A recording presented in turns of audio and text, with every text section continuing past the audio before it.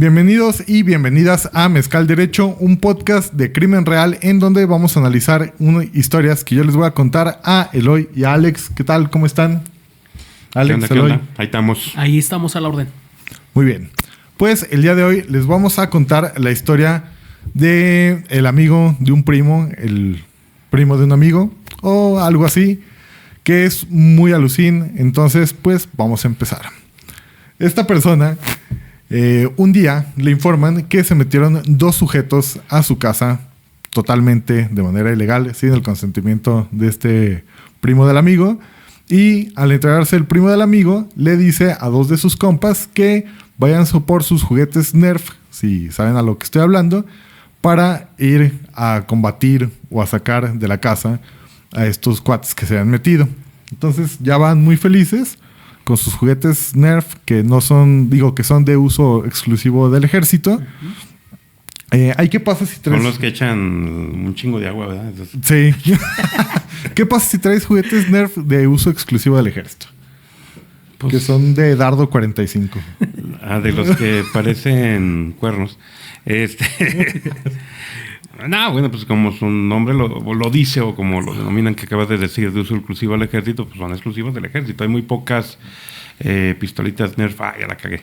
Hay muy pocas de esas instrumentos Nerf que pueden ser utilizados, vamos a decir, por los ciudadanos de a pie o comunes como somos nosotros.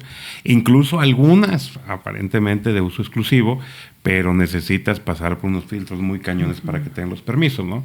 Y se transmitan ahí en la Secretaría de los Defensores de la Tierra, ¿no? Ahí se lleva todo este rollo.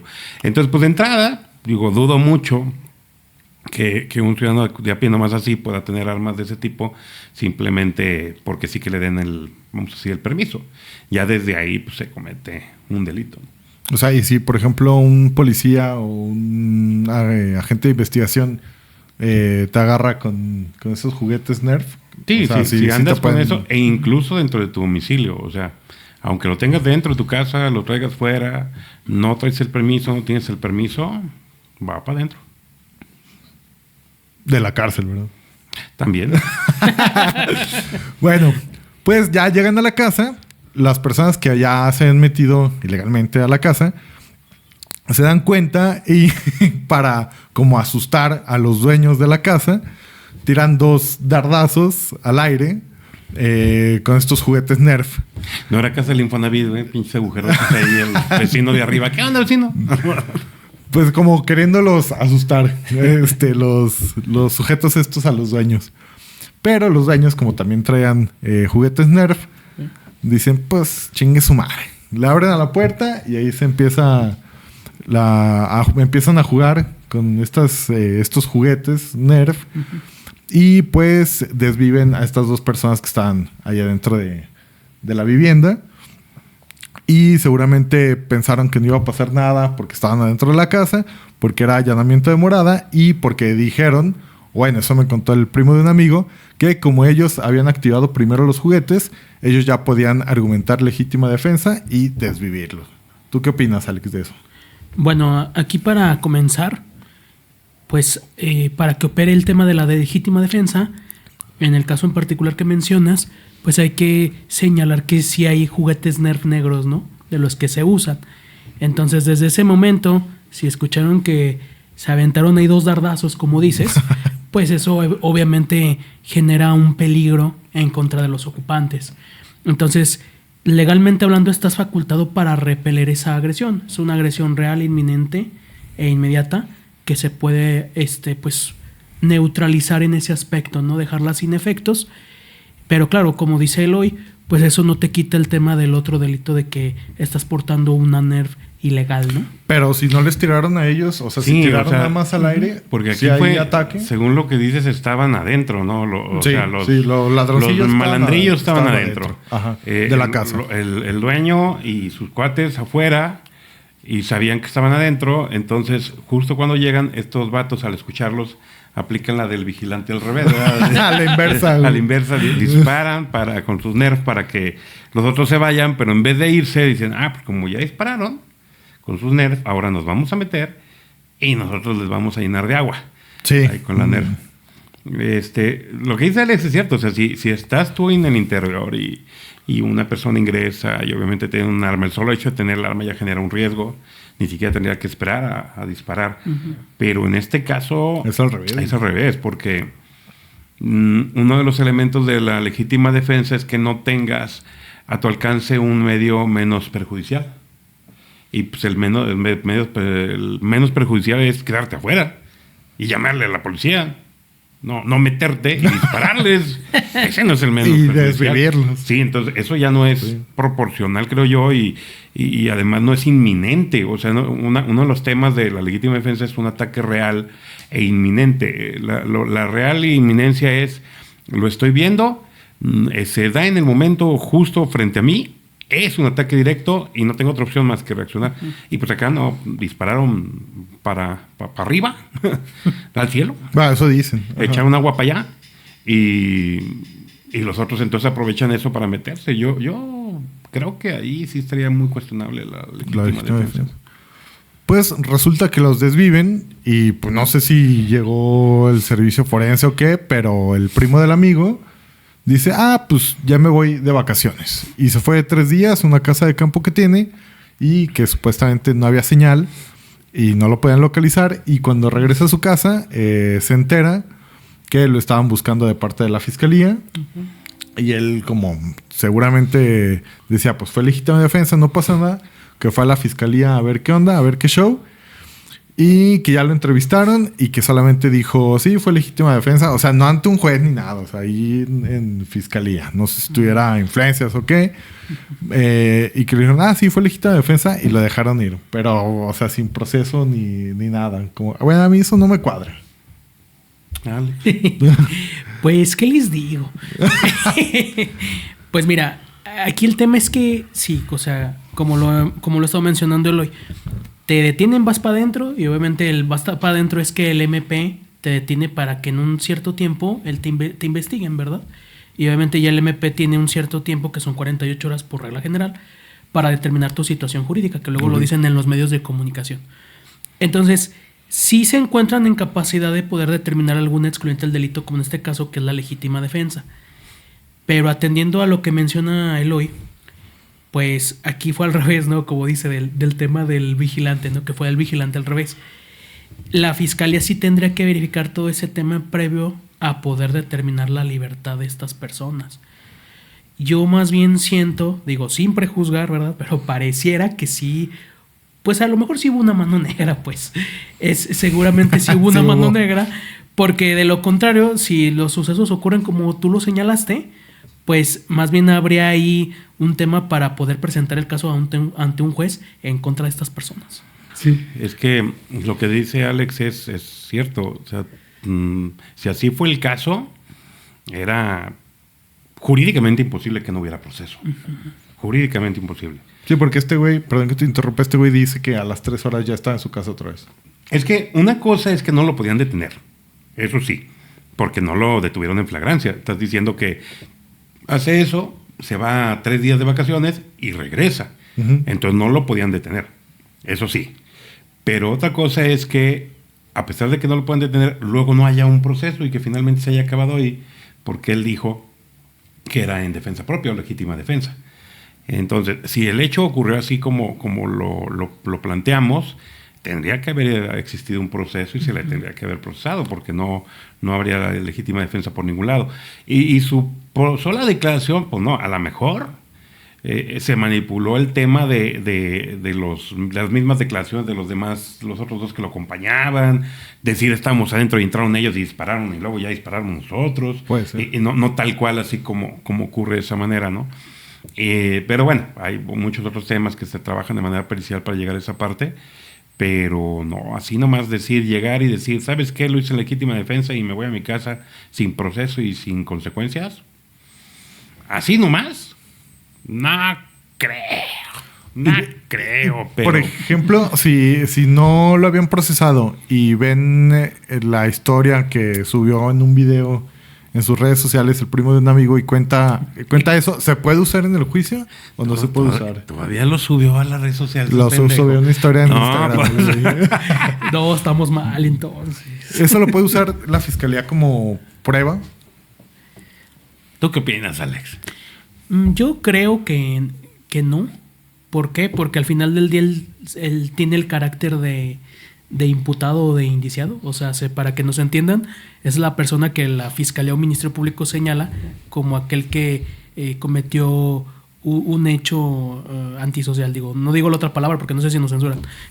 Pero al final del día, desde ese momento en que la Fiscalía dice que tú hiciste cierta conducta que afecta a la ley o que afecta a la sociedad, pues tú tienes derechos, ¿no? Entonces, desde mi punto de vista, pues él ocupa a un defensor como este derecho, que es un derecho fundamental.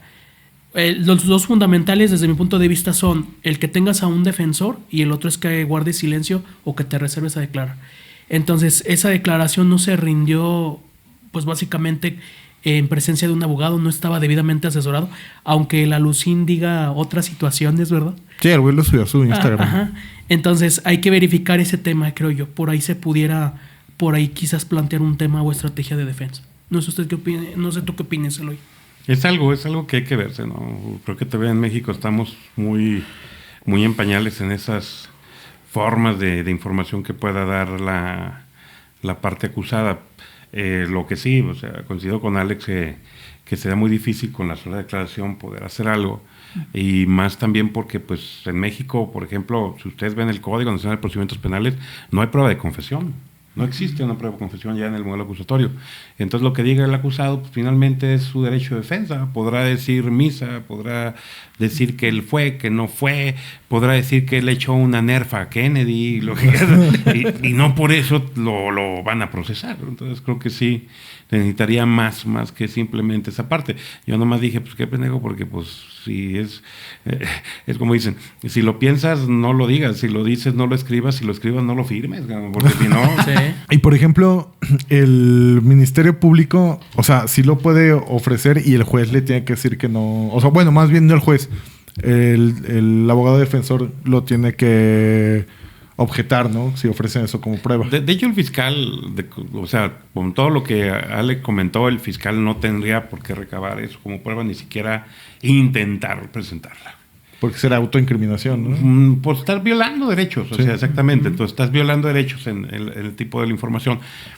Pero en México les vale madre. O sea, en México aquí se lucha y se busca que las pruebas ilegales lleguen a juicio. O sea, tenemos una muy mala práctica en la general de las fiscalías de todo lo que llegue, esté mal hecho, pero incrimine, llévalo. Que finalmente, pues, a ver qué dice el juez, ¿no? Como dices tú, finalmente a ver si la defensa dice algo, a ver si objeta, y a ver qué dice el juez. Y con las jueces y jueces que tenemos, la mayoría, no todos, hay unos jueces muy buenos, al igual que hay unos fiscales muy, muy buenos, MPs, mujeres y hombres muy buenos, pero la gran mayoría aquí en México creen que la etapa justo de verificar eso, de si las evidencias son ilícitas, si se obtuvieron violando derechos o algo por el estilo, es meramente formal y todo admiten. O sea, en vez de parar en seco a las fiscalías, a las policías, en lo que están haciendo, incluso las mismas defensas. Las defensas también a cada rato promueven pruebas ilegales fuera de tiempo y demás. En vez de pararlos en seco, los animan a que lo sigan haciendo porque no sirve para nada lo que hacen, ¿no? Pero es una historia que tenemos en México desde hace mucho tiempo, y no solamente en México. ¿Por qué digo en México desde hace mucho tiempo? Más rapidito. En 1917, cuando creamos nuestra Constitución, supuestamente, en ninguna parte había prueba de confesión. En ninguna parte la declaración del acusado podía valorarse como prueba de confesión. ¿Qué pasó? Y si quería declarar, como lo dijo Alex, tenía que ser en presencia de su defensor y además ante los jueces. ¿Qué pasó en la práctica? Les valió madre. Los policías judiciales en ese tiempo formaban parte del Poder Judicial, antes de la Constitución del 17, y siguieron llamando igual. Siguieron haciendo lo mismo, obteniendo confesiones. Cuando llegan estos casos a la Suprema Corte de ese tiempo, en lugar de que la Corte pusiera un freno, dijo, bueno, sí se puede un poquito ante el Ministerio Público, que aunque esté su defensor, no hay bronca. Y si se dice, pues no, la que vale es ante el MP, pues sí, con los polis atrás, ¿verdad? Todos zapeteados. Pero lo mismo hizo la Corte estadounidense. O sea, la Corte estadounidense saca primero su doctrina del árbol envenenado, que es decir, que todo un árbol con raíces podridas tiene un fruto podrido, una actuación ilegal que obtenga prueba, está podrida la prueba y todo lo que se derive, y como la poli siguió haciendo lo mismo, porque pues la poli honesta nomás en las películas gringas, y siguió siendo lo mismo, entonces sacaron su doctrina del fruto curado, güey. Ah, chinga. O sea, de mezcal derecho. No, eso sería tepache.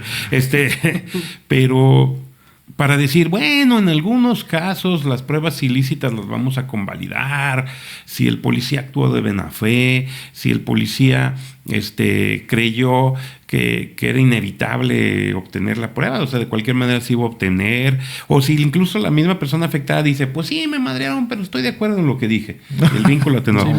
Y es eso, esa es la historia en México. La historia en México, en materia de este tipo de actividades, es, en lugar de que las jueces y jueces pongan el freno a las actividades ilícitas, es dejar hacer, dejar pasar.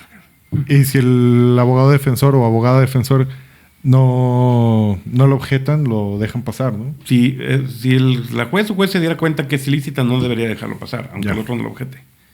Porque es una violación a derechos fundamentales y esa tiene que ser, si la veo, no la puedo dejar pasar. Pero pasa eso, justo que pues no la veo. Si tú como defensa no me dices nada, pues no la veo. Ojos que no ven, corazón que no siente. Es como la película Los pájaros. ¿Algo más que quieran agregar al caso del primo de un amigo?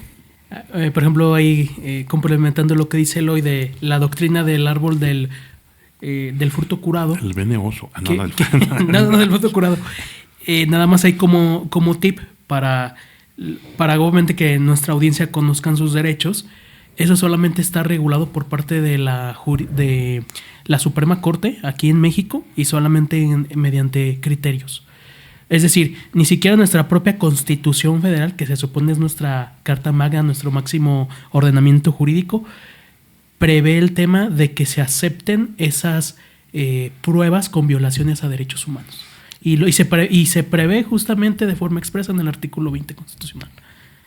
Apúntenle. Lo que, por ejemplo, o sea, yo desde mi punto de vista considero, ahorita a ver qué dice Eloy, pero yo desde mi punto de vista creo que si la propia Constitución te está diciendo que todas las pruebas obtenidas con violaciones a derechos humanos, es decir, que llegan y me sapien, que me golpeen, que me echen el tehuacanazo, que me usen la rueda, que me usen, ¿cuál otro utilizan? Que el rosticero, le dicen. Luego explicamos qué es eso. Luego explicamos qué es el rosticero, ¿verdad? Pero, o sea, si todas esas declaraciones se obtienen así de forma ilícita, ¿por qué entonces les tengo que dar valor? Ahí es donde justamente un verdadero juez de control, por eso se llaman jueces de control, recuerden eso, debe de controlar las actividades tanto de la policía como del Ministerio Público de la Investigación. Y muchas veces no se hace. Oye, ¿y tú cómo sabes tanto esas técnicas? No puedo decirlo aquí, ¿verdad? Si no nos bajan. Está como el primo del amigo que anda subiendo las historias ahí en Facebook, ¿no? Pues bueno, ¿algo más que quieran agregar? No, nada. Adiós. Nos vemos. Pues bueno, banda, muchas gracias por ver el episodio, por llegar hasta el final. Suscríbanse, dejen un comentario de algo que quieran escuchar, una historia o lo que sea. Y algo que quieran agregar, Loy. Síganos en redes sociales y, como dijo Felipe, si tienen algún caso, algún tema, ahí pónganlo, y si quieren que lo platiquemos aquí, lo hacemos. Si quieren que lo hagamos de manera anónima o quieren que salgan créditos de ustedes, lo hacemos con mucho gusto. Suscríbanse, pónganle like y síganos en las redes sociales. O inclusive algún caso público o mediático lo analizamos y vemos si lo comentamos aquí. Lo compartimos y todo. Pues ya están. Nos vemos a la próxima. Vamos. Estuvo chido.